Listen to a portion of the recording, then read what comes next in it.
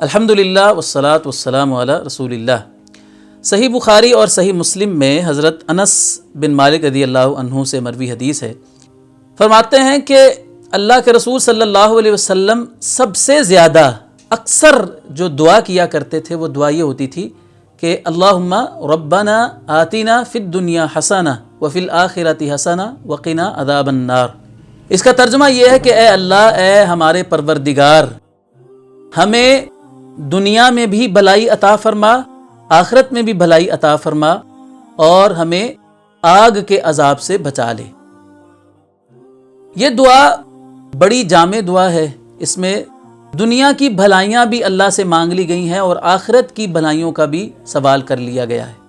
غور کرنے کی بات یہ ہے کہ اس دعا میں دنیا کی حسنہ بھلائی کا سوال کیا گیا ہے اور آخرت کی بھلائی کا سوال کیا گیا ہے۔ یہ کبھی ہم نے سوچا ہے کہ یہ حسنہ سے کیا مراد ہے؟ یا اللہ ہمیں دنیا کی حسنہ عطا فرما اور آخرت کی حسنہ عطا فرما۔ تو دنیا کی حسنہ، جو دنیا کی خیر اور بھلائی ہے، وہ کیا ہے؟ وہ ایمان ہے سب سے پہلے، اعمال صالحہ کی توفیق ہے۔ اس کے بعد باقی ساری چیزیں آتی ہیں، دنیا کا مال دولت، وہ ساری چیزیں بعد میں۔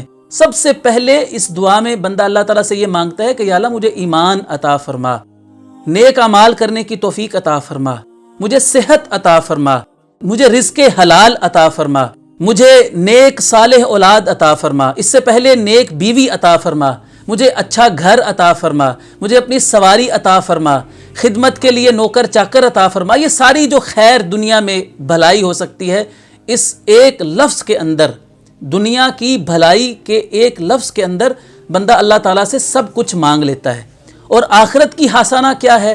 آخرت کی بھلائی وہ جنت ہے، اور وہ ساری چیزیں، وہ جنت کی ساری نعمتیں جو جنت میں داخلے سے پہلے کی ہیں، وہ بھی ساری اس میں شامل ہیں۔ مثلا جنت، قیامت کے دن نبی کریم صلی اللہ علیہ وسلم کی شفاعت کا حقدار بن جانا، قیامت کے دن نبی صلی اللہ علیہ وسلم کے ہاتھوں حوض کوثر کا پانی پی لینا، نامہ اعمال کا داہنے ہاتھ میں مل جانا، پل صراط سے آسانی سے گزر جانا، یہ ساری حسنات ہیں۔ تو ایک ہی لفظ کے اندر ہم نے اللہ تعالیٰ سے آخرت کی بھی ساری بھلائیاں مانگ لی، اور ایک اور تیسری چیز ساتھ شامل کر لی کہ اے اللہ ہمیں آگ کے عذاب سے بچا لے۔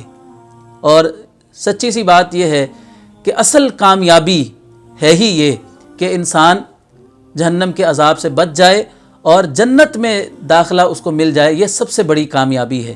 تو یہ اس دعا کو اپنا حرز جان بنا لیجئے۔ نبی علیہ السلام بھی یہی دعا سب سے زیادہ کیا کرتے تھے، تو ہمیں بھی اپنا معمول بنانا ہے۔ نماز میں، نماز کے علاوہ بھی جب بھی ہم دعا کے لیے اللہ کے حضور ہاتھ اٹھائیں تو اس دعا کو اپنی دعاؤں میں ضرور شامل کر لیں۔